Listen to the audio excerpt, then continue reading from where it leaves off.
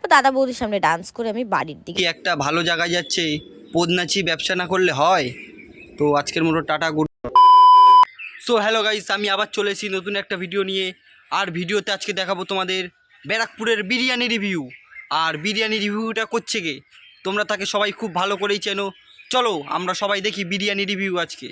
और अगर तुम लोग नए हो तो सब्सक्राइब करो, वो जो लाल वाला बटन है उस पर फूट फेंक के मारो या फिर मोमबत्ती, मुझे नहीं पता, बस क्लिक हो जाना चाहिए। হ্যালো গাইজ, কি চিনতে পারলে তো সবাই? এই সেই জেনারেটর মামুনি, যে কারেন্ট চলে গেলে আমাদের মতো ছেলেদের নতুন একটা আলবাল ভিডিও করে, নতুন আমাদের বাঁচিয়ে রাখার জন্য নতুন নতুন ভিডিও করে আমাদের দেয়। তো চলো বেশি কিছু না বলে আজকে আমরা বিরিয়ানি রিভিউ দেখব। চলো। আজকে আমি জীবনে প্রথমবার বিরিয়ানি খেয়েছি, তাও আবার ব্যারাকপুরে গিয়ে খেয়েছি। আর সো দিদি আজকে আমাদের প্রথমবার বিরিয়ানি খেয়েছে, তাও কোথায় জানো? ব্যারাকপুরের না, কিন্তু ব্যারারপুরের বিরিয়ানি।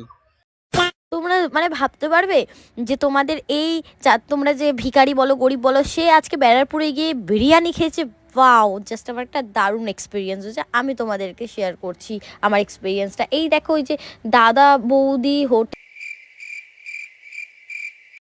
তোমরা যারা যারা দিদিকে গরিব বলো ভিখারি বলো, তাদের সামনে দিদি পদ নাচিয়ে ব্যারারপুরের বিরিয়ানি খেয়ে এসছে।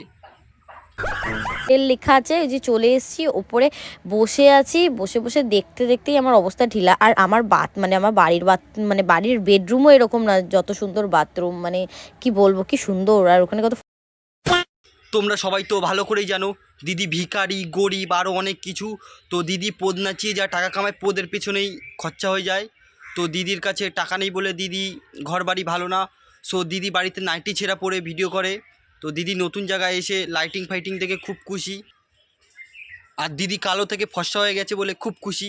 যখন দেখবে একটা কালো কাককে সাদা রং দিয়ে দেবে, কালো কাকটাও কিন্তু খুশি হবে। সেরকম দিদির অবস্থা।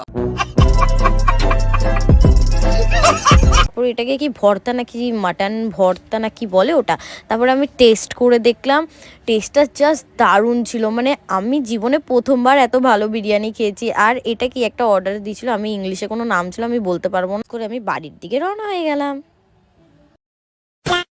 তো সবশেষে দিদির বিরিয়ানি রিভিউটা কেমন লেগেছে তো সবাই কমেন্ট করে বলে দিও। আর আমার তো একদমই ভালো লাগেনি। আর দিদি जय हिंद दोस्तों।